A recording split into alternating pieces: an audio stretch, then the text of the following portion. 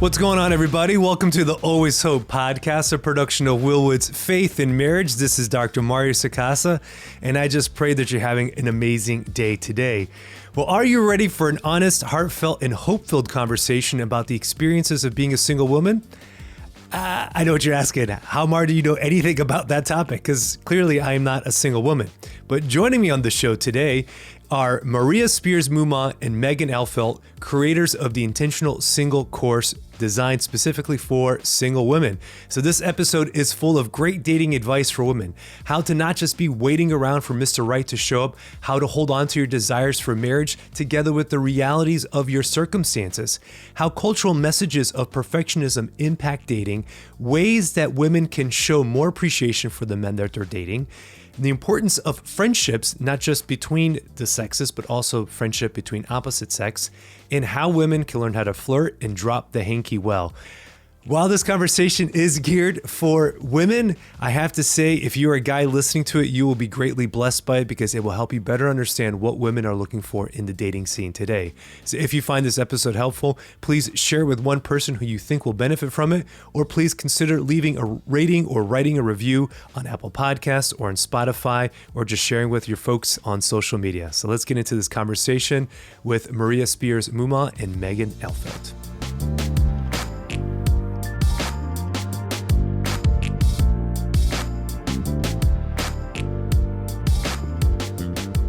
Maria Spears Mumaugh and Meghan Elfelt, welcome to the Always Hope podcast. How are you two doing today? Thank you so much. I am doing wonderful and recovering, getting my voice back. So, oh, mercy. Were you sick for a little bit? Is that why? Were you out singing too much and performing? Several weeks ago. Yeah, several weeks ago, I had some kind of a cold thing that just, I had a fun cough with it, and the cough has just lingered. So it's like, feel great otherwise, but then the cough has just lingered, which means the vocal cord. Fortunately, I haven't had any gigs the last couple weeks. Otherwise, we'd be in big trouble. Well, we can throw this through an AI filter later and make your voice sound like whatever you want. So it'll be fine. Meghan, how are you doing today? Yeah, I'm doing great. I'm really excited to be here. I'm excited to see where the conversation leads us today. Yeah, I am too. And I really appreciate you guys reaching out and discovering the show and expressing an interest and want to come on. I have done a number of episodes on dating as of late, of course, you know, to talk about the program that I put together, Dating Well. And I've had the pleasure of traveling to speak at college campuses and to do Q&A sessions with college students about dating.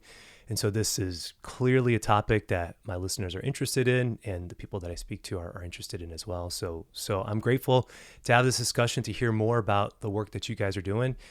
As I understand it, you provide coaching for single women to help them navigate the dating scene and to help them be able to grow in their own preparedness for dating, as well as just kind of stepping into dating and what that kind of looks like. So as we just kind of jump into this interview, I guess I want to ask, like, what seems to be the hardest thing? You know, if we can isolate maybe one thing or a couple things, it doesn't have to be the hardest, but some of the things that you're hearing that are challenges that women are experiencing in the dating scene in 2023.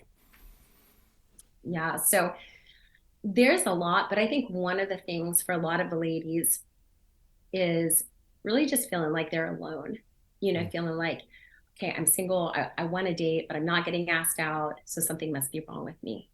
You know, like that has come up so many times where, and they're lovely gals, but they just feel this deep sense of aloneness and really shame.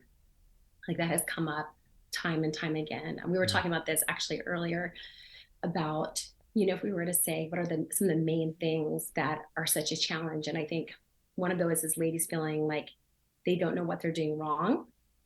They're wondering, is something wrong with them? You know, why are guys not asking them out? Or if they do, on the flip side, it doesn't go anywhere, you know? And so we've seen that to be some of the stuff. Meghan, do you want to share a couple of the other things we were talking about with that? Mm-hmm. Yeah, I would say that mostly what we hear is the shame of not being asked out, and then the isolation that comes with looking around them and looking at all of their friends, and like the wedding invites come in and the baby shower and all of the events, all the things, and looking around thinking like, am I the only one? Like if I received $1 for every time that I've heard that, am I the only one? I would be a billionaire. But I think that is Satan's kind of like oldest trick in the book of how he gets us as single women, is we find ourselves in this place of thinking, am I the only one?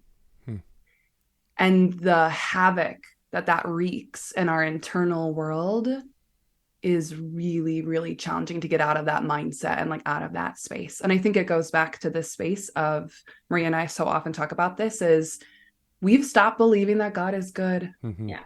And when we stop believing that God is good and then he wants good things for me, then what's the point? If I don't actually believe that this is going to change or that I'm going to receive this gift, then what's the point in showing up? Yeah. That's very difficult. Well, I appreciate you guys just jumping right into this. We're just going right into today in this episode. So let's just talk about loneliness and abandonment by God and hopelessness and all of that. So yeah, that's all right. It is the Always Hope podcast. So, that's what we focus in on. We're entrenched with this with ladies day in and day out, Mario. You know, like we are in the thick of it. I imagine so. Yeah, we were, and even prior, I am newly married. And so I was, we were in that for a really long time, and so it's, so we're pretty real when it comes to this stuff because we know from personal experience and the growth journey of that, right? But then also through coaching women and through encountering women and speaking at an event. I mean, it's just for years and years, and you start to see these trends, you start to see like where women's hearts are, throughout this process. And there is just that loneliness thing is so deep, and the hopelessness, it's striking. So how do you help women navigate that? I mean, I imagine that there's a kind of a complexity to that for sure, but I would imagine some of it is assessing, of course, just acknowledging that the pain is there and giving that space, not judging it and just allowing the mismatch of desire and the ache of that desire not being present, not being materialized, to just give that space. But then you've spoken about community and the need for other single women to be together, to be able to share the burdens together, to share that load together, to not feel so alone and not feel like they're the only one, so they can be with other groups, have support with one another. What else would go into that in terms of being able to help? If there's a young woman who's listening right now and says, man, that's it. That's exactly how I feel. What are words that you would say to her to encourage her? Yeah. So the biggest thing, kind of how Meghan said at the get-go, that we don't actually believe that God's good, right? And it started in the garden, the serpent saying, did God really say that? He went ahead and put a distrust in who the Father is and in his goodness, that he wants good things for us, that he, that our desires aren't there by mistake, and that the Father holds those desires with us. And I think many times it can feel like the Father's forgotten us. It can feel like, and then when we go into a space of hopelessness, well, the Lord doesn't really care about my desires. He's not actually good. And maybe if he's not good, I don't know that he's really my Father, right? So it kind of goes down this spiral. And when you're coming from a place of hopelessness, you don't show up to your life well at all, right? So even if there were good men out there, there's a good chance that you're probably not really putting any kind of like, maybe you as a woman, positive vibe into the room, right? Like you're probably not putting something very attractive out in the world because you're like, it doesn't matter anyway. What I do doesn't matter, right? Right. And so there's a real piece of identity in there. There's a real piece of women recognizing their worth, their dignity, that the Father has not forgotten them, and that also that the time right now is so important. That's why we do call the first course we have is thriving in the space between, because most women, they go into this place of hopelessness and they just feel like they're existing. They get up, they go to their jobs, they, scroll on the dating apps, maybe they babysit for their brothers and sisters who all have families, and they go to mass and then they're like, well, this is all that there is, and the Father has so much more. Like that's not who the Father is, and that's not what you were created to just exist. And so we talk a lot about that, Megan, I know you have some fire right there. Go. I was just thinking, oh my gosh, this is where so many people would be like, what's your survival guide? And I hate that phrase so much. I'm like, we were not created just to survive. And I would yell a lot louder, but I don't want to kill you in your microphone, in the microphone. We could turn the levels down. It's all good. You're fine.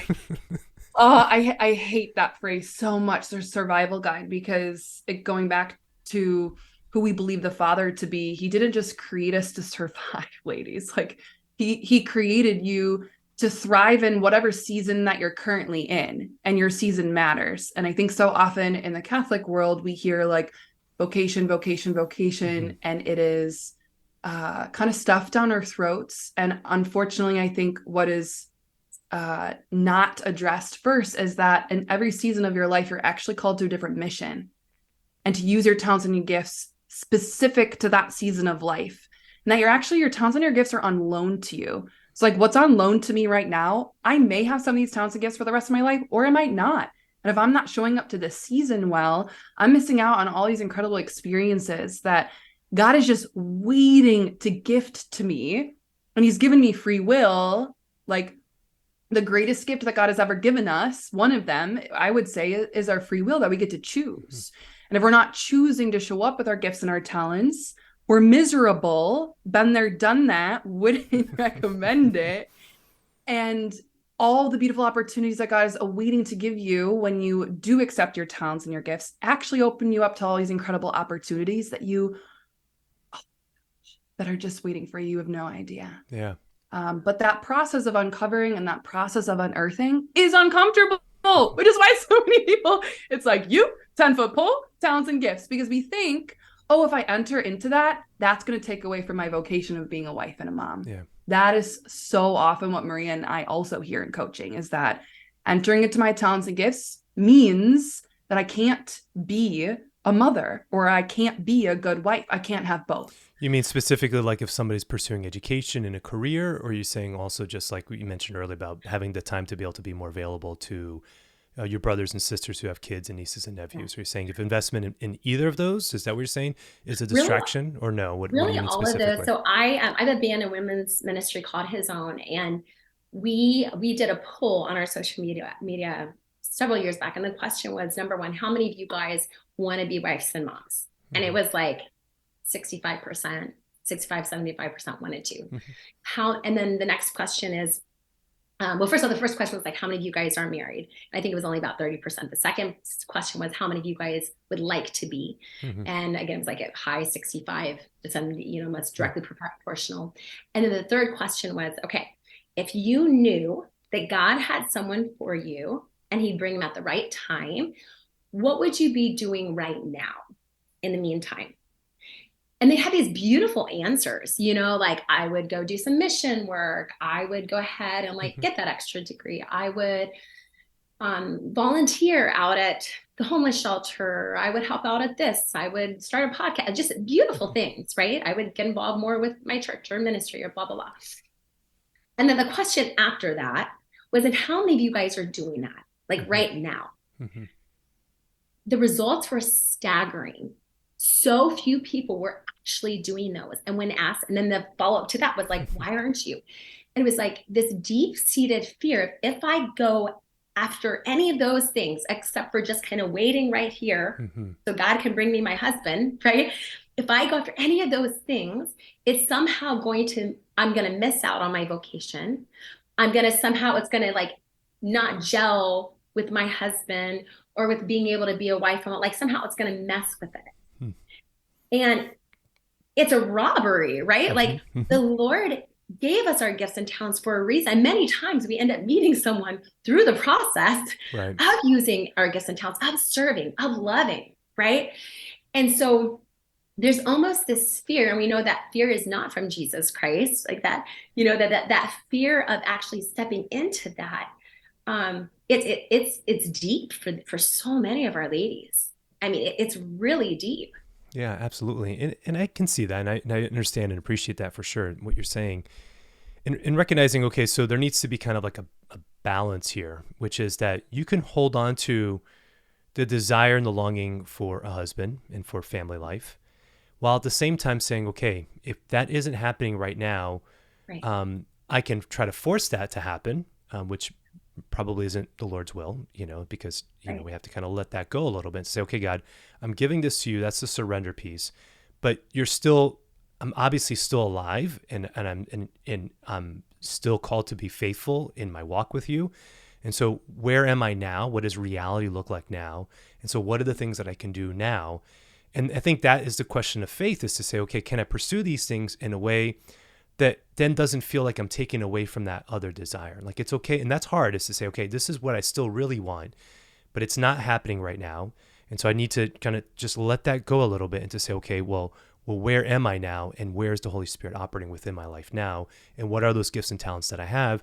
And how can I then give those in service of my community, of family? What are the things that I can do to still be a faithful follower of Christ, and not just waiting, and not just finding myself on the sidelines waiting for that thing to happen? Because if that thing doesn't happen, then it's all worthless. And I think that that's the question, that we have to kind of engage with. And so to be able to give that message of hope, to say, well, where do we find a sense of agency? Where do we find a sense of control? Where do we find a sense of, okay, where's some movement? Where's some places that I can engage in? And starting there and trusting that if you follow that path, it's not going to compete with the other one. That there can be a synergy that happens there, and trusting in God's providence and his timing, that it will all work out. As long as we're just faithful to the path that he gives before us, even if we don't really see how it's all going to work. Mm-hmm. Megan, any thoughts on that? What you just said, it just reminded me of, like, it's a tension. Mm-hmm. Mm-hmm. And so often, I mean, we live in a society that does not like tension. Mm-hmm. That is, we live in a society full of, self-gratification. And to try to learn how to live in tension means, okay, how do I hold on to hope? How do I notice and acknowledge that I have an ache and that the ache is not bad? Mm-hmm. That's right. I think that's so often what I see in coaching, what Maria sees in coaching with single and dating women, is that they've been shamed so long for having this ache that they've labeled it as bad. Mm-hmm. And recently a mentor said to me, Megan, he shared a Mother Teresa quote with me, and he said, we needed to plan as if it's all up to us and pray as if it's all up to God. Yeah, I love that quote. And I laughed and kind of rebelled against that. I was like, that is free will. How do I show up to my life, right? Like, using my gifts and my talents in service of others, being a self-gift, while holding on to the hope that this could happen for me. Mm-hmm. But so often women lose their hope, and they're not living in this space of, they think that everything's outside of their control, because it's so much easier to blame circumstances on our lives than to actually take ownership for it. Mm-hmm. Yeah, that's exactly right. So it is important for us to be able to find that. And I'll say, okay, so shifting gears just for a second here, and we'll get back to kind of the stuff that you guys are seeing within your coaching practices here. But what it connects to, is I'm thinking, is this study that I sent to both of you earlier on, and if you got a chance to look at it, but I'll put a link to this in the show notes. It's fascinating. Oh my goodness. Yeah. Yes. So Crazy. This is the Very latest telling. research. This is the latest research on dating, put out by a survey center on American Life. And they surveyed a national survey over 5,000 adults ages 18 and older, and nearly 800 of those 5,000 adults were single adults, and asked a whole range of questions, married and unmarried folks, just about what single life looks like in America today. And it is incredible to see, because you talk about the hopelessness, and that hopelessness isn't just something that a lot of our thoughts we think are our own, but often they're not. They're a byproduct of our environments, and in our environments, not just our environments that we're raised in, but also the environments that we're currently in, and what we watch and what we read. And so we have to be cautious of kind of our media that we consume and the movies that we watch, because it's easy for all this to kind of get into us. And what has pervaded in many of our American kind of media, I would say, is this increased notion that marriage is antithetical to freedom, or that children are just a burden. I must imagine most Catholic women that we listen to this would disagree with that for sure. But women in America, it seems like, or people in America, the marriage rates have declined drastically. And they've declined drastically because of messages that have come out that continue to attack marriage and family life. And again, that's not the purpose of this podcast. We can talk about that some other time. But so where do we find ourselves now is that we find that 42% of singles are not even open to dating. That's a stat. I mean, when I read that was sizable to me. That was shocking to me. That was shocking. You're talking about out of all the singles that were surveyed, almost half of them aren't even open to wanting to look for a partner. And they say, well, why? Well, because they can't find somebody, or they can't meet somebody that meets their expectations, or that they just have other priorities that are more important than marriage and family life. And so it's almost like we have got to this point that marriage as a value set is no longer at the highest. And so other things are more important, than marriage. Getting your career established, getting your finances established, doing all of those things supersedes than marriage. And so even though most of the people listening would probably disagree with those statements, the reason it's important for all of us to be aware of that is because we're all swimming in the same pool. And as we're stepping into these waters and looking for people, we're recognizing that others have very different expectations. And so people that maybe would be potential don't even have those expectations, so they're not even looking. And so that even shortens the pool of people who are even looking, in the potentials of people that we could be finding. That's why this research is important, because going back to the loneliness, there's a reason why there's so many women who are lonely. It's because there's a lot of guys who just aren't even looking to begin with, because they've been influenced by messages that say these things don't matter. Or even more so, and the research doesn't say this, but so much of, we talked about earlier, self-gratification, we can gratify ourselves, all of our sexual desires, completely on our own. Men and women, let's just call it what it is. We can get all the gratification that we want in any form or fashion that we desire. So those needs for actual companionship and romantic relationships are dwindling, coupled also with the fact that many young people have experienced parental divorce, and so have kind of this suspicion towards the institution of marriage, or even just not even I would say suspicion towards it as a whole, but maybe even a reluctance to believe that their relationship could even work out. So back to that hopelessness, it's all playing into this. And so this research I find is very very telling, very, very eye-opening to see, okay, this is kind of where young adults kind of stand. So what did you guys think about any of that? I mean, what did you think about as you were looking over some of the stuff there? Any thoughts that you have here? It was staggering, the number that was, to me, particularly the number that were not even looking. Mm-hmm. And I think we were talking about this earlier, a combination of things. And it was interesting because this has actually even come up for us in the Catholic circles with women, is sometimes that question, because I think typically you're kind of average, if they're pretty into their faith Catholic, most of them want to get married, right? But even in those circles, what we have found that's been really fascinating is, I want to get married. However, I'm not going to really look too hard, because there's all this other stuff I want to do, and I'm doing it. But then what we noticed was, when we probe, we start asking questions, what the reality is, it seems like such a big chasm from this is where I am and this is comfortable, because I've gotten really used, even though it's lonely, I've gotten used to it, right? Like, I know how to handle this kind of loneliness, but that means I have to be willing to risk and go into the space of vulnerability that I've never done before, maybe. And many of them haven't, they haven't even been asked out, right?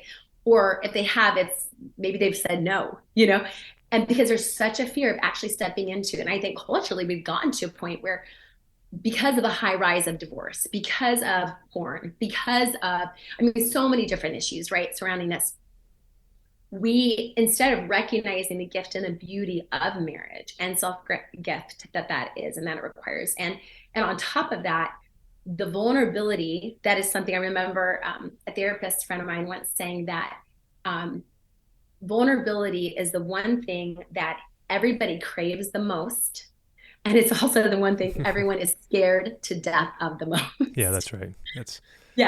And that's Brene Brown right there. Her good work. Yeah. Brene Brown. Right. And I think we see a lot. We've seen that even in the Catholic circles of these girls who are saying, yeah, I want to get married, but we're like later, like down the kind of like I want it, but I'm afraid of it. So I'm going to stay right here in my career, in my education, in my job. I'm going to fill it doing all the things. And I'm also going to fill up a lot of that space so I don't feel the ache so much. So I can kind of ignore the ache because I'm so busy with so many things. And in that process, I kind of forget that I want it, but not enough to make me want to step into that discomfort. Mm-hmm. So it's staggering. And I think the other part of that too, that's interesting is, before there was some aspect of, just kind of how you said, like that gratification, right? Like, because before there was some aspect of like a sex drive, right? That would spur guys to pursue, Mm-hmm. and for women to be receptive to that. Mm-hmm. And so much of that has shifted, Mm-hmm. like across the board. It's wild. Yeah. Meghan, any thoughts? Yes. Like that? I mean, I think also the sometimes we look at our lives as single women and it's like, but these are all good things. These are all good things. Like, I don't want to cut anything out. These are all good things. And it's kind of like we live with our fists kind of clenched, versus with our like hands open, because if we actually made room for where a man could enter, that's like the space where we so often see that there's like such a fear of, or like a waste of time of. So for instance, like practically speaking, like, do you even have one night a week that's open? To That you could go on a date. Dates, yeah. That you could go on a date if you were asked out, or is your entire schedule packed to the brim? Because a man's going to look at that and say, there's no space for me in her life. Right. Like, but practically speaking, like opening up time in our schedule. And that's going back to the phrase of like, God can't move a parked car. Like, you have to make space in your life and loosen your grip of control to allow him to bring you beautiful opportunities. It sounds like this is kind of the opposite side of what you were saying earlier, which is instead of just finding yourself waiting on the sidelines and just not engaging, as you were saying earlier, in life and utilizing the gifts and talents. It sounds like this is kind of the opposite side of that, where you're so invested in your gifts and talents that you're no longer open, to the dating prospects. And so just cautioning falling into either of these extremes, again, as we stated, and trying to find again that tension. And so just a couple of things here, back to the research. One of the things that was also stated was how expectations of women specifically has shifted, and how the differences that are there with regards to college educated women versus non-college educated women. It's a really fascinating study. I encourage people to kind of take a look at it. And so I just want to ask this question. Know that I'm a guy, being very delicate with my words here, so please nobody throw any tomatoes at me as I'm about to ask. Yeah. But are women just a little too picky? Just asking. Please don't hate me. I'm just a messenger. All my listeners just turned it off. Like, how dare you, Mari, even suggest such a thing? Right. But I'm just asking. I'm just asking. And if the answer is no, that's fine. But I just want to at least have a conversation about it, because the research kind of does indicate this sense that there are expectations that have changed, and men aren't keeping up with those expectations. Now, there's reasons why men aren't keeping up with those expectations, and I have thoughts and theories about that I'm happy to share also. But I just want to at least ask the controversial question, for the sake of it. We're ready. Yeah, I think that's such a good question, because I would say yes and no. Because if also on the research, what was interesting was and I forget which part of it was talking about, was that some of like the expectations that are like above the expectations or high expectations was that the guy doesn't cheat. Correct. Yeah, exactly. Exactly. That the guy be kind, that the guy is respectful. So there's some level where the expectations, because as women, we have the potential to get pregnant, our stakes are a lot higher, right? Because we are more at the mercy, in a very real sense, physically, emotionally, mentally, like the way our bodies are made, the way we are in our feminine genius, the stakes are just higher for women in general.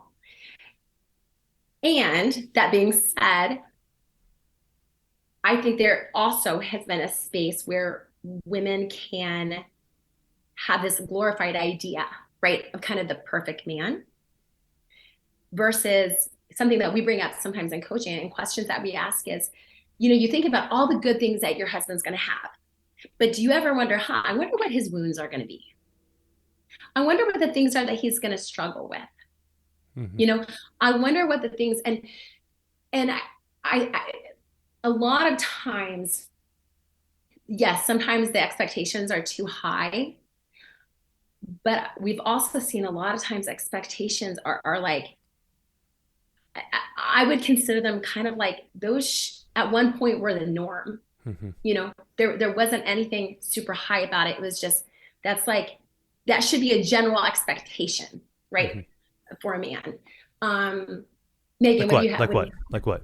Like, what are you thinking? So what just went to your mind when you said that? Yeah. So like, he should absolutely treat you with respect. Yeah. He should 100% be faithful. That should never be if one of the things that I was somewhere recently and I think it was like at the nail salon or something, and some of these girls were having this conversation, right? And the girl, she's like, I've been with my man for like 10 years, and she's like, I've gotten to a point where I just don't have to check his phone anymore. And I'm thinking, if I felt like I have to check his phone, now we have access to, my husband and I, we have access to each other's phone, is whatever, right? But at any point in our dating, if I feel like, oh gosh, I've got to check your phone to make sure you're faithful to me, why am I dating you?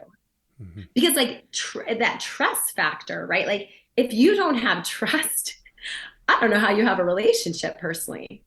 And so I think some of those foundational things of like trust, fidelity, respect, kindness, integrity, loyalty, to me, there's some base level, even in friendships, right, that you would expect and should be present for someone who's going to be a close friend. And especially if there's a potential that person could be the father of your children, it makes it even more important.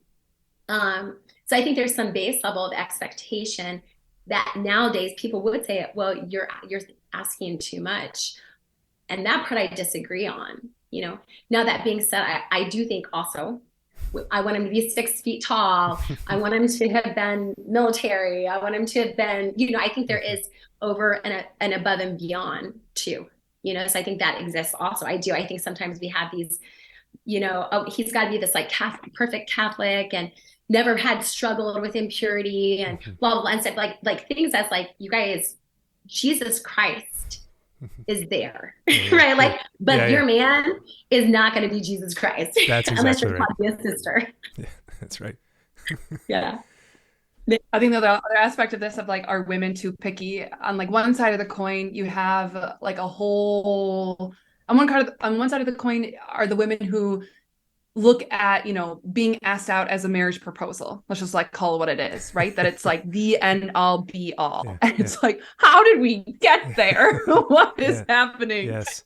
Where it's like, we had a gal on, we had our last night of our 6-week program the other night. And one of the gals, we love her dearly. And she said, you know what? I don't want to make dating this really serious thing because I'm going on a first date with this guy and I'm being like, can I handle your mom as a mother-in-law? We're like, how? And like, how have we gotten to this place where the first date is a marriage proposal, where we're looking at where we're thinking and looking at the man and thinking that. But on the other side of the coin, I think I'm going to interrupt you here for a second. Hold your thought. I'm sorry to interrupt you because I think that's part of kind of in our Catholic kind of milieu consciousness, that we talk about vocation.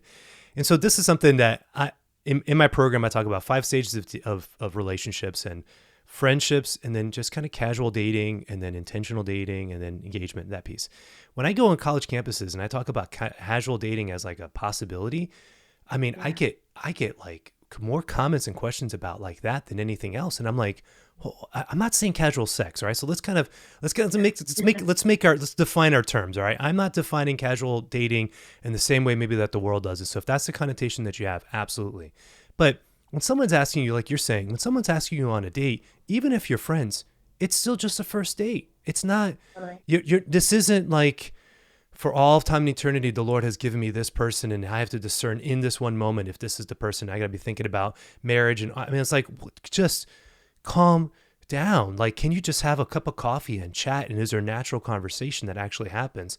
Let's not put the cart before the horse, and just kind of relax and recognize that, you know, that dating is part of discernment. And that's why you just have to kind of be open to it. And not that you have to date everybody or go on 15,000 dates or be, you know, crazy and throw spaghetti against the wall. And just, I'm not saying that either, but I'm saying that, like, not every first date has to have like this heaviness. And I think that's what you're saying also, is to recognize that, like, just going on a date's okay. Like, you've been asked, have fun and see if you enjoy each other's company. And if that goes well, then maybe there can be a second date. And then maybe after that, there's a third date, and just kind of letting this happen, you know, in a progression, and taking your time with it, rather than putting all this pressure that you put on yourselves, you know, to be like, oh my gosh, you know, if this doesn't work out, then I'm a failure, or whatever.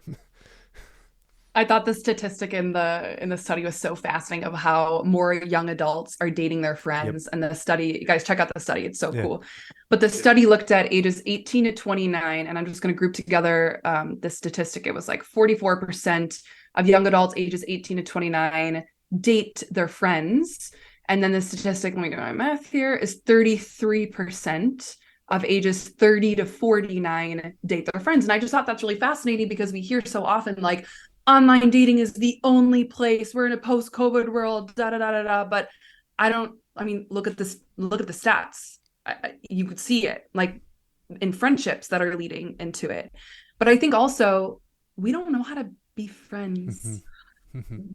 We've lost the art of friendship. We have to go back to Aristotle. We really have lost the art of friendship. And that's a huge, I would say, pillar of Maria's and my work, is teaching the women how to be friends.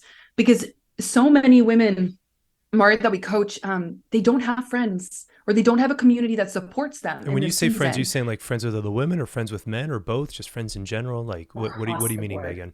Across the board. What was actually, I remember talking to, it was someone who was running the youth conferences at Franciscan, and they've been running them for a long time. And one of the things that they said, you know, years ago, all we had to do was get the young people to the conference, to the high school youth conference, and Jesus would do the rest. You know, like, their hearts would just have an experience with the Lord. And what they said is, because of maybe social media, culture, whatever the stuff, they said, now we have to get them here. And then we have to teach them what relationship is. Wow. Because they don't know. They don't know what it is. They don't know how to have it. They don't know what friendship with the Lord is, or friendship in general. And it is staggering, Mario. Like, literally, these ladies, like, our women, they struggle so much because they don't even know how to have, like, good girlfriends. And they're so alone. And if you don't know how to be a friend, even to a girlfriend, which is more of a comfortable space, right? Because it's like, okay, I'm not interested in you. So, like, how in the world are you ever going to be friends with a guy who is different in many ways, you know, that, especially if you like him a little, how are you even going to create space for that? You can't, you know? And so some of our work is teaching women how to have beautiful friendships. What does that look like? You know, because there's kind of this idea that it should just happen, right? We should just naturally have friendships. We should just naturally, like, meet someone, almost this idea that, like, we don't have to put forth any effort. Yeah, we don't have to step into any of the work. And good friendships take work, man. You know, marriage takes work. All good things take work, right? Yeah. It's not a bad thing, but it's work, and it's beautiful, and it's awesome that we have the privilege of that work. But so many of them they have no idea how to do it or what it looks like. Yeah. So where do people start then? Like, what are some suggestions that you offer to people? Yeah. Go for it, Megs. I'm still thinking. Okay. What first comes to mind? Yeah. I think one of the things is starting to define, like, okay, when you think about a friend, if you had a friend, what are some things that you would be some good pillars? So we talk about the idea of trust. Why is trust important, right? We talk about the idea of like starting to take some risk. So that risk might be, okay, I'm going to share something a little. One of the reasons they don't have close friendships is they keep everything so surface, right? Mm-hmm. Well, at some point, your friendships, it should be little by little going deeper. You know how C.S. Lewis talks about this idea of like friendship is like kind of standing side by side saying, what, you, me too, you too? I thought I was the only one, right? Mm-hmm. And so teaching them, how do you start to go deeper? How do you start to go a little deeper, share a little more, right? Trust a little more. And so we there's like some different exercises that we take them through. There's some different and actually something that we're just going to be starting in the upcoming months also is doing like some role playing with them so they can start to learn, like doing some small groups. We're huge fans of small groups and our workshops because we've just seen the power of that. And so teaching these girls, how do you journey with one another? Mm-hmm. And so they'll have friends, there's questions and they all have to go around and answer them in their small groups. And it's taking them a little deeper. Okay, now here's the next step, right? And so it's literally like walking someone through those little steps of what is friendship? What does it mean to actually be able to know that like, oh, I can call this person and they've got my back, mm-hmm. right? And I can share that hurt space and they're not going to shame me. They're not going to be like judgmental. They may like encourage me to say, hey, do you think that's the best option? Do you like make you think some? Kind of how, like the Lord doesn't criticize or condemn, he convicts us, mm-hmm. right? But he's tender. So learning how do we be tender with each other? And sometimes we don't know how to do that because we're not tender with ourselves, right? And so there's a lot of teaching, like you would think it's basic concepts, but we've lost it in this culture. We really have. Yeah, no, we absolutely have. And I see it with my kids and we try our best to kind of encourage them to foster and to have conversations, but they're swimming upstream, and it is challenging for sure,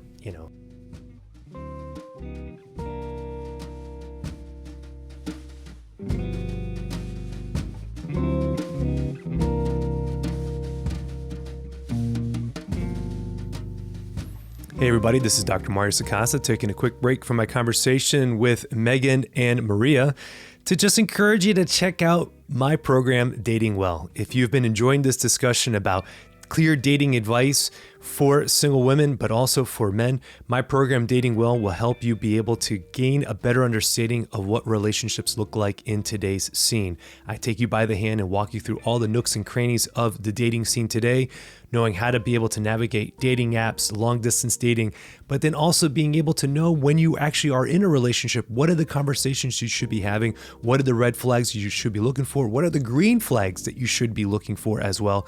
Knowing when to move forward or when to pump the brakes on the relationship. If any of that is of interest to you, then please check out Dating Well by heading over to faithandmarriage.org.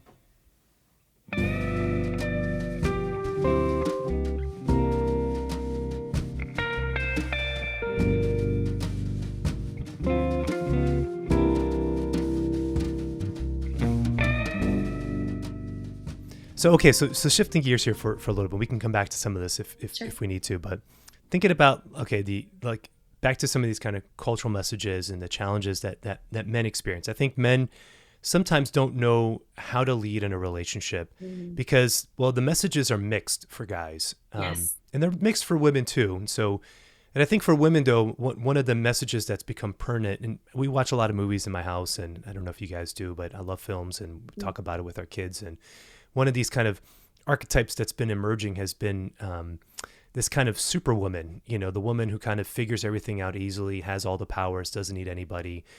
So this would be Rey from the new Star Wars films, or Captain Marvel from the Marvel movies, or we just watched the Super Mario movie, and Peach in that movie kind of fits this bill where it's just, can pick up every challenge, is super powered, can do whatever, really doesn't need anybody. And I'm like, oh, wow, that's awesome.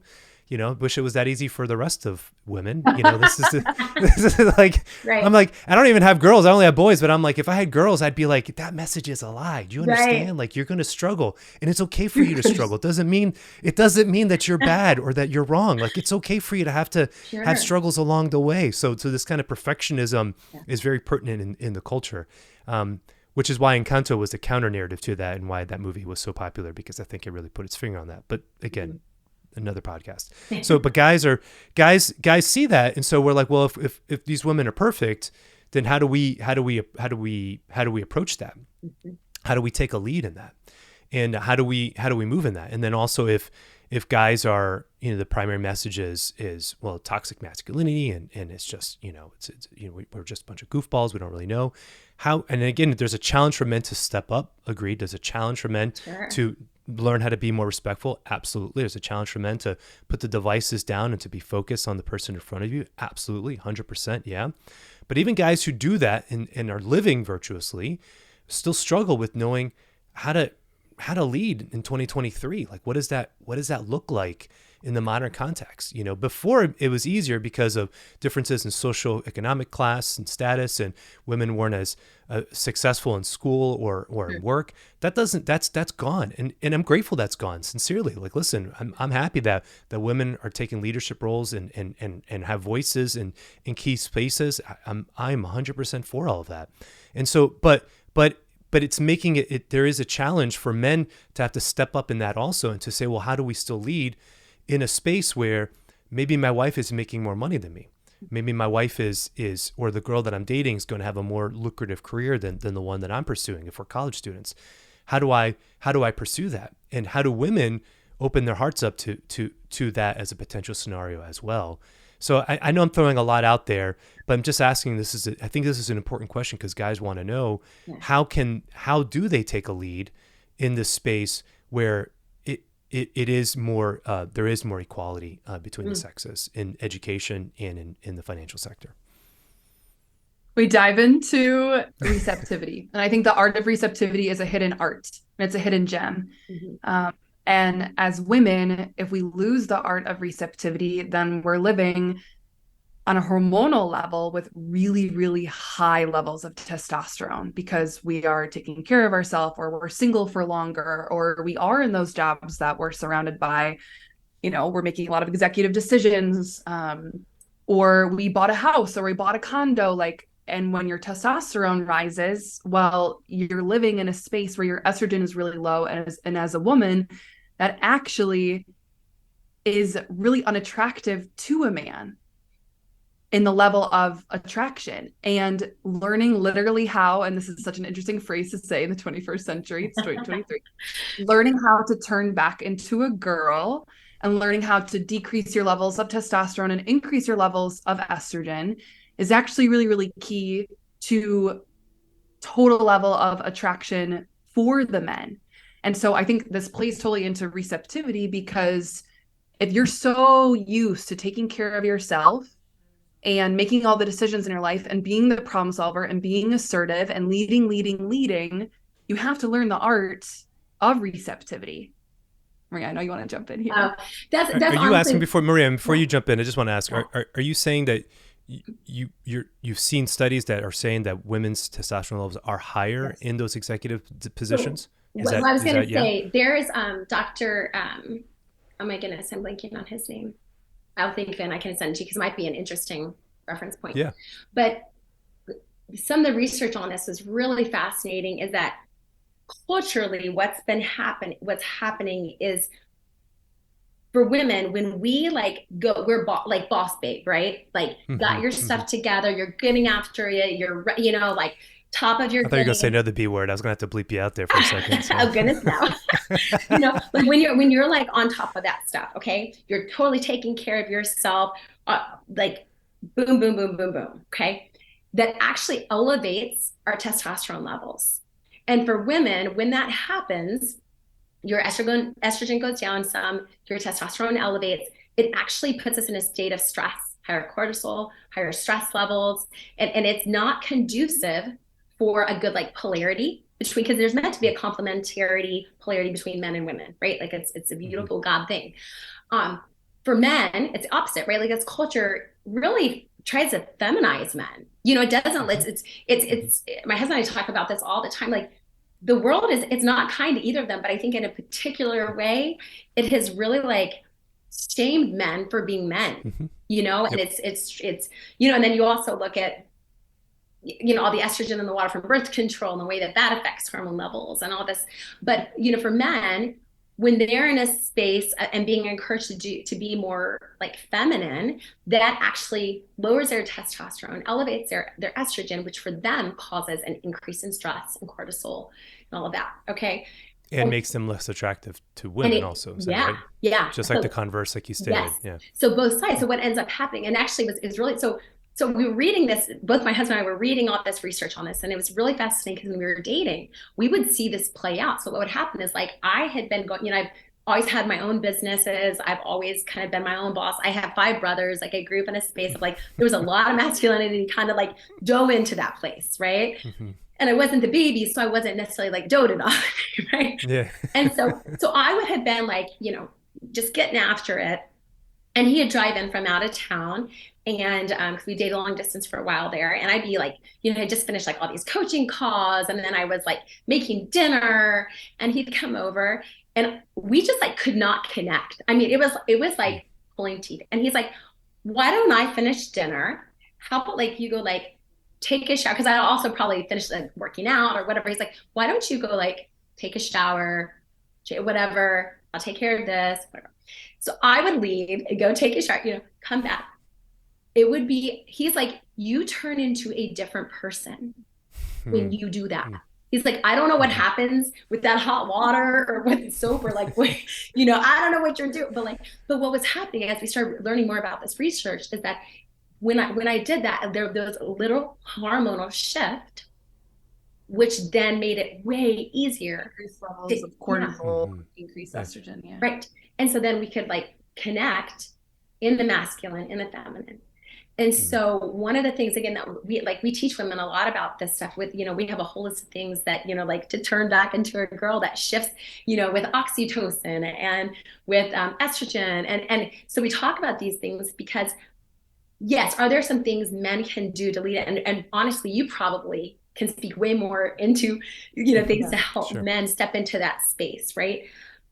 But for women, we can help them understand, how do you be receptive and what are you doing right now that is actually on a hormonal level and a subconscious level negatively impacting even the potential for getting asked out. Because if we're in a high level space of testosterone because we've been in boss babe mode in whatever way, right? Even out of just self-protection, then we have armor around us. And I've had men say, like, if there's a lot of that armor, we're not even going to approach, because if you are not even approachable, why bother? Yeah. And I don't blame them. So while I don't know that we have a huge way to encourage the men. Like, I mean, my heart goes out to the guys these days because, they get yelled at for opening doors, and being respectful. Well, we can do it ourselves. But we know that you can do that, like exactly. they get, it's like, I'm just being nice. Being nice. Right. It's like they get yelled at no matter what they do. And so it's like, my heart goes out so much to them. And I don't know all the answers for the guys, and I don't know for the girls, but I do know we can at least help the women, even if they're making more money, even if they have a lot of their life together. They're still human.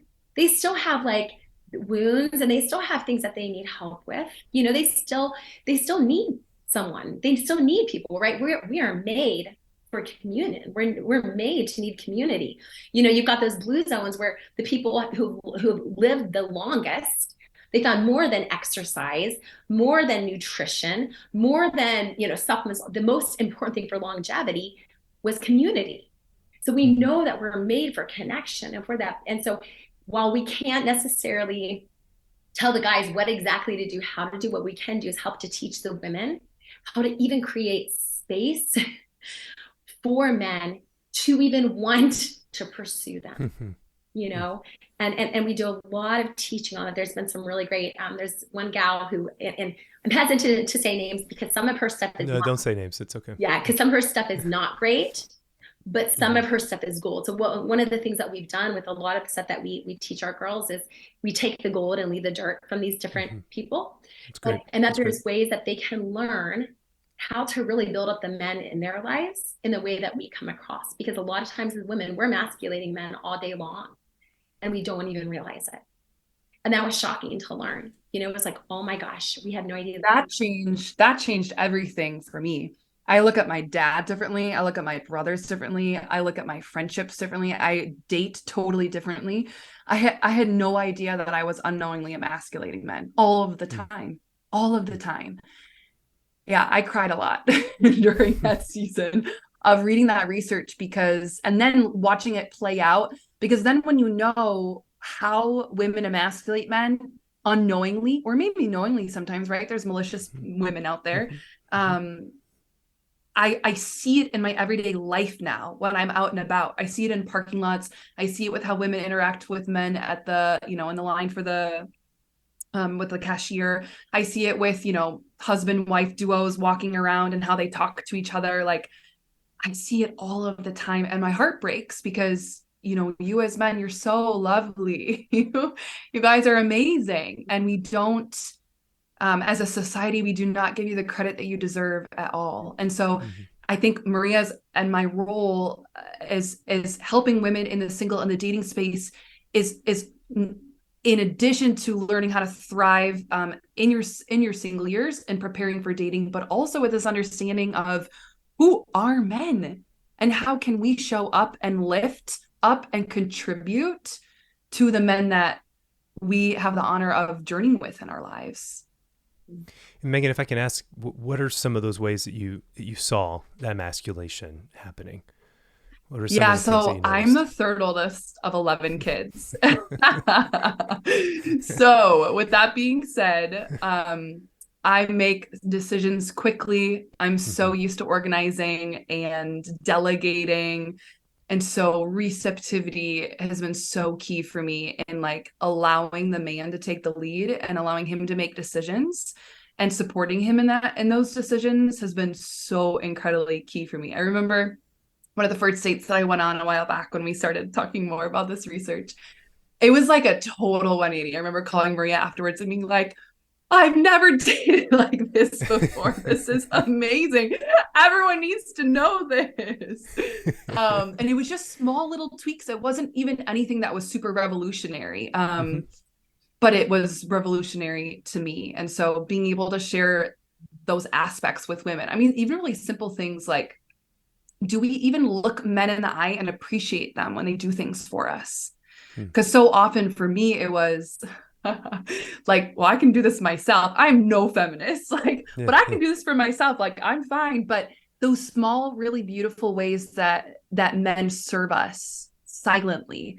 And I know these are the cliche things like opening up the car door or opening Mhm. up the door, or even maybe something as simple as like organizing the plates on the table when you sit down for dinner, and the way that he like hands you the napkin, with the silverware, Mhm. and like look him in the eye and just say like, thanks so much. Or Mhm. the way that he held off from ordering until I got back or whatever from the Mhm. bathroom. Just like those small, small things need to be called out and appreciated. And one way, ladies, that you can do that is with eye contact, like Mhm. looking the man in the eye. Eyes are such a powerful way to communicate with someone. If you are avoiding eye contact, it can be very emasculating.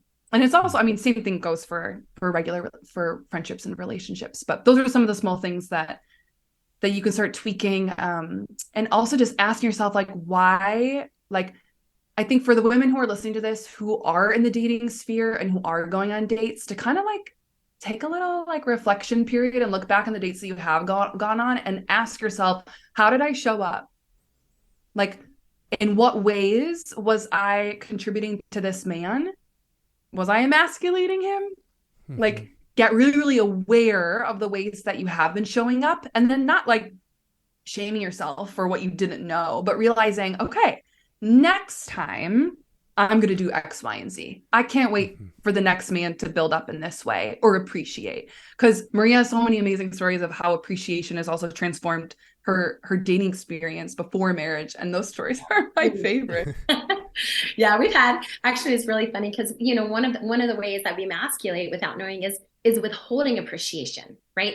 Because for women, our tendency is to, if we want something to change, it's to criticize, it's to condemn, it's to, because Mhm. from women to women, if we do that, we will change, which isn't good, but that's the reality, right? Like if someone criticizes you're like, okay, I'll switch, right? Which kind of goes back to like hunter-gatherer, primal brain, blah, blah, blah. But we're not going to dive into that today. But all that being said, so for men though, one of the things that, that we learned was, criticizing, condemning, calling out like that is not a good way for men to change.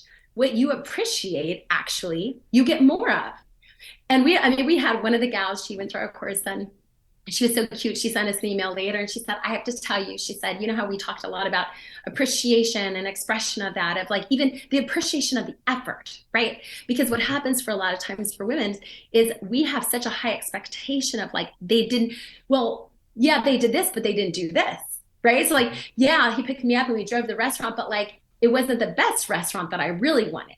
Well, he asked you, but you said whatever is fine, and we have all this like crazy going on. Yes.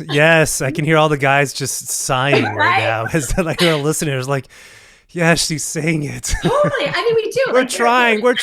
Totally. And so actually like expressing appreciation for the trying. So one of the girls, she was so cute. She emailed us and she said, I have to tell you, like that last week on learning all about this, she said, so I've been going on dates with this guy. And she said, he opened my doors and I was so grateful. And I expressed all this appreciation. She said, I have not touched a door handle since we have been dating. and she said, when I said that, like his chest kind of puffed a little bit. He was like, got this big That's smile. what I started seeing was the chest being puffed out and the eyes sparkle. And I was like, this is so beautiful. Yeah. One of the things we tell women is like, as women, we have a potential to bring out either the absolute best in the men around us or the worst. Fulton Sheen says that really the level of civilization is based on the quality of the women.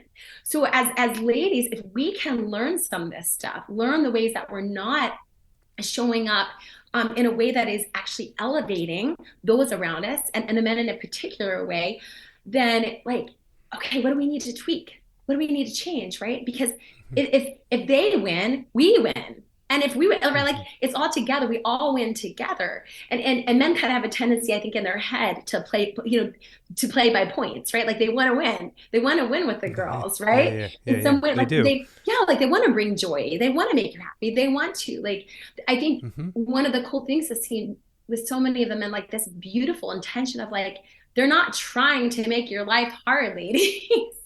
They're trying so hard to do it right. I years ago taught swimming lessons, and I remember one of my little guys, he was like 4 years old, and he came to his lesson. He was so excited. He's like, Miss Maria, watch this. And he jumped in and he had really been practicing. I was like, oh my gosh, that's so good. And later his mom pulled me, she said, I left. She's like, he has been waiting all week to show you. He was so excited to please you and get your approval. And she said, she said, I have to remember actually that my husband does the same thing. And she's like, but I forget because he's not 4. But that he also wants that kind of approval. And so if we are constantly like just scraping at the men in our lives, instead of like calling out, if you liked what he did, tell him.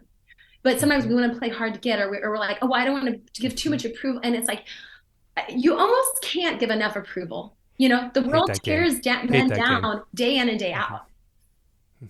Yeah, this is awesome. I really appreciate everything you're saying because it's true, and I say this in my marriage conferences often, it's like, if he finally gets around to hanging that picture that you've been asking for a few weeks, but he finally did it, say thank you. Yeah. He's going to love you for it. Oh my gosh. Don't say, well, it took you 2 weeks to do it. Yeah, it took you long enough. Well, I mean, if that's the case, then he's never going to do anything.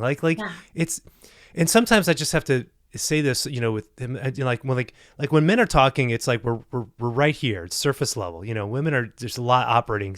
I say this generally, so I apologize, but operating under the scene. So it's always like misinterpreting. Why do you do this? Why do you do this? Right. And sometimes guys just want to tell women like, we're right here, like right. It's just right at this. Just take it at face value, okay? Like I opened the door because I want it to be nice, not because I'm insinuating that you are less than men, and that I am perpetuating the patriarchy against women. Like it just right here. Just like, can we just stay right here and not bring all this other, kind of stuff under the surface? Now that means that men, the challenge for men, and this is what I've seen, and maybe you can agree with this, is that men can be a little bit clearer also.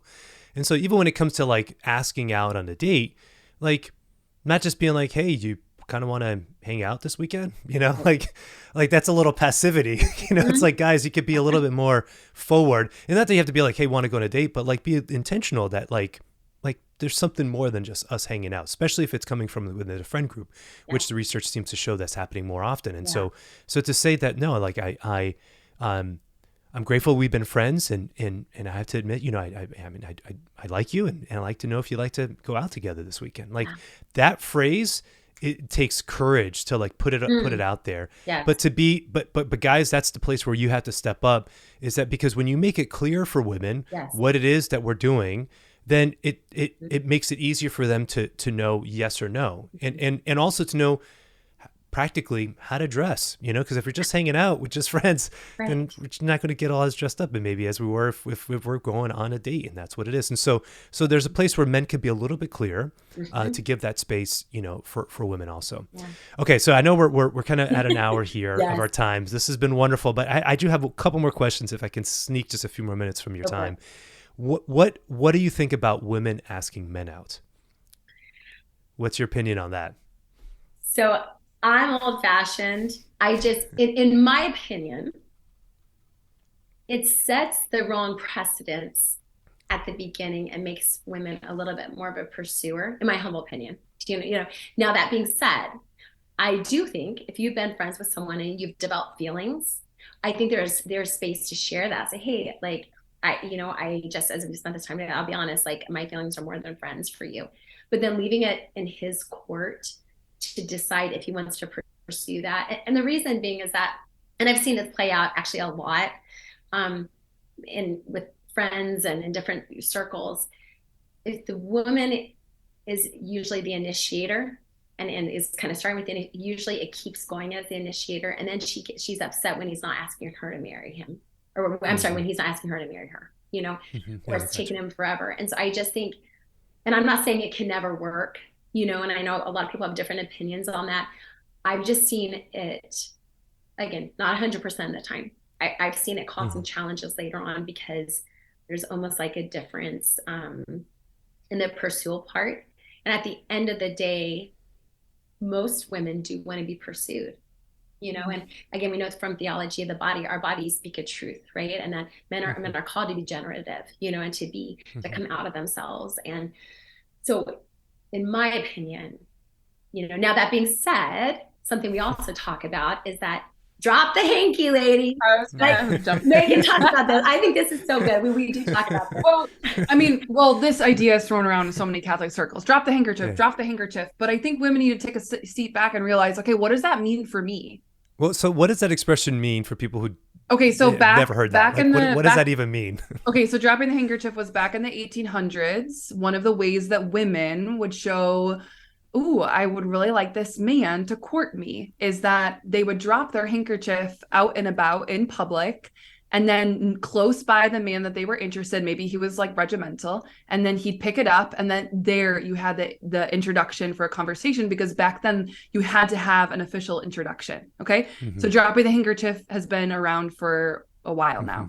Yeah. In our 21st century, though, dropping the handkerchief could be something as simple as that you're at a party and you notice someone that you're attracted to, and instead of hiding with your friend group or being a wallflower, smiling. And a smile, as we know, is such an invitation for a conversation. This gal who's been doing research on men for almost 30 years now, she's taken a poll of thousands and thousands and thousands of men. I love this story, is that she asks them, what is your favorite curve of a woman's body? And they, with a resounding in agreement, all said a woman's smile. Wow. But how often we as women don't smile. We're not smiling, ladies. We need to smile more. The other thing, can I add real quick with this? The other thing that was interesting also was one of the guys on the panels, and the rest agreed, but one of the things he said, if I'm out at a bar, for example, I'm out at a party or whatever, and a girl looks at me and I think she's cute and she smiles at me, I'll start to walk over. But at some point, if she turns away and stops smiling, I'll go back to my group of friends and I won't keep walking towards. Wow. So that smile is huge. Keep going, Meghan. I think your goal is like I love it. No, that's the rest of the story. I think it's so important because it's an invitation for us as women that so often we love to blame men or blame the dating scene or blame our culture and not take full ownership for how we are showing up. Because ladies, you have so much more control than you realize. Not in a like manipulative way, but in such a beautiful invitation for invitations coming your way, right? So I would also agree with Maria that I think the waters get really, really murky when it comes to women asking men out. And I think dropping the handkerchief is so important, and it's an art. And if you just like any art, just like any skill, it's going to take time. It's going to take time. And something that might work for your friend, it's not going to work for you. I think that so often in the dating world, friends are being like, da da da da da da da da da da. We are so different. Something that's going to work for your friend is not going to work for you. And so taking that at face value and being like, okay, does this actually work for my lifestyle? How am I dropping the handkerchief when I'm out and about? Like, how am I showing up? I think that's just such a big question. There was so there is a way. Let me just say this real quick. So there is a way of being able to. I mean, I know this word has a negative connotation also, but to flirt and to be a little flirty, not in a way that's sexual, absolutely. And and I think that's the connotation, is that we feel like it has to be so aggressive or because we've only seen it in the context where it's just sexualized. But let's redeem this a little bit and recognizing then that because we don't have this, standard of walking up to a guy and dropping your handkerchief. If you're to do, I would love if somebody did that like in 2023, like that. Right. Like who even has a hanky, first and foremost, right? But then second of all, like it would be awesome if you just walked up to a guy at a party and just dropped the handkerchief. He'd be like, you dropped this. Like you probably wouldn't want to touch it. Someone out there. He probably wouldn't want to touch it, exactly. Let us know how it goes. We're going to do this in this experiment. Listener, somebody do this for us, please, and tell us how it goes. All right. I would love to hear this story. But the equivalent is to say you have to give some indication that you're interested. Totally. And that's the space of a smile or some other movement, some other gesture, compliment. playfulness, exactly, a compliment, exactly. There's got to be some indication from your side that you got to be broadcasting just a little bit. Hey, buddy. Right. I'm interested. There's space here.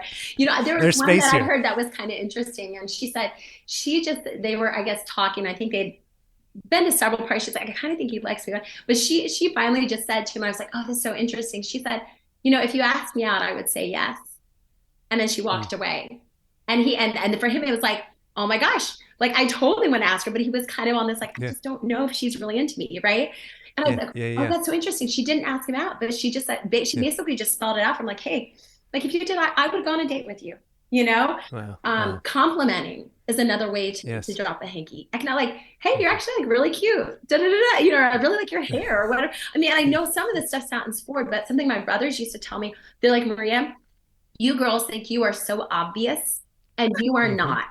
You girls have got to be no, guys, we obvious. don't. Yes, have to be for us men. Yep. Again, because we're operating in different wavelengths. Like we're just. It's got to be clear. It's got to be obvious for guys to pick it up. Yeah, absolutely. Okay, this has been awesome. You guys are awesome. Thank you guys for engaging in all this stuff. This has been great. So, if people are listening to this and they want to get more information, want to find out more about the work that you're doing, want to sign up for one of these courses, how can they do so? Yeah, so check us out at theintentionalsingle.com, and there you will find all of the courses, workshops, one-on-one coaching opportunities. We're also on Instagram at The Intentional Single, and we can't wait to meet all of you lovely people. We have a newsletter as well that goes out every Wednesday on ways to grow physically, spiritually, and emotionally. It was physically, spiritually, emotionally, and mentally for you single gals and dating gals also. So you can find all of that on the website. Sounds great. We'll have links to that in the show notes. And so final question to ask all my first-time guests. Ladies, what gives you hope? What gives me hope? Well, I would say on a personal note, my 10 brothers and sisters give me a lot of hope. They're such beautiful, beautiful souls, and they teach me. So God knew what he was doing when he put so many different personalities all together in one family. And they give me a lot of hope. And then on another level, just God is so, so good, you guys. He's so, so good. And I think if we really, really embraced his goodness, we would be able to truly embrace hope in this current season, as well as all the desires that you're desiring. That's what really gives me hope. I love that. I think for me, is well, a couple things, but I think really, like, for one thing is nature for me. Like every time I like when I get out in nature, I'm just like constantly reminded that like the Father is good. The Father is good and he's kind. And if I can remember that the Father is good and he's kind, then I can step into anything with hope, because I think we lose hope when we stop believing that we have a good Father. And so I'd say that's probably like the biggest thing for me. Nature really just speaks to me of like the goodness of who the Father is. So. Amen. Great answers, both of you. Agreed. I love the beauty of the diversity of family life and seeing a big family as a gift, and even the trials and the rough and tough, all that stuff that comes with it all, No that it's like, perfect. this is it. No family's perfect. That's exactly right. I love you, Mom and Dad. Actually, my mom's birthday today, and she's a total saint. She's incredible. Well, happy birthday. Happy birthday. Our episode's not dropping today, but so she'll get these birthday wishes whenever the show comes out. Happy birthday. And just Megan, Maria, beautiful also in the sense of nature and just connecting and recognizing that God has given us this creation for us to play in and for us to be reminded of his grace and his goodness. And so we have to come back to these things, because sometimes we can get stuck in our heads and often be kind of spinning and not thinking, and then getting out and recognizing, oh gosh, like if I could just breathe the air, like it's good. God is good and he loves us. So blessings to both of you. Thank you so much for joining me on the podcast. Absolute delight today, this great conversation.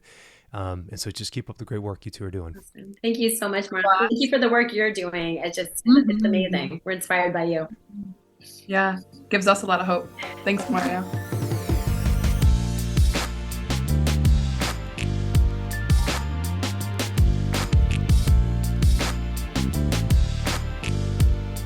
Well, that does it for my conversation with Maria Spears, Mumaugh, and Meghan Elfelt. I'm just grateful for them and their advice and everything that they offered in today's episode. Again, just always trying to offer clear advice. I pray for you, dear listener, that this episode has been helpful for you, to give you a little bit more encouragement for your day, to be able to tackle the challenges that you are facing today. So please check out their website at The Intentional Single, or check out Dating Well if you're looking for more information. Again, ask you please just to leave a rating, write a review on Apple Podcasts or on Spotify if this episode was helpful for you. But many blessings to you. Please know that I'm praying for you and in asking the Lord's grace to be upon you and whatever challenges that you may be experiencing, that you may know of his love and his goodness and may never give up hope. So many blessings to you. Have a wonderful day.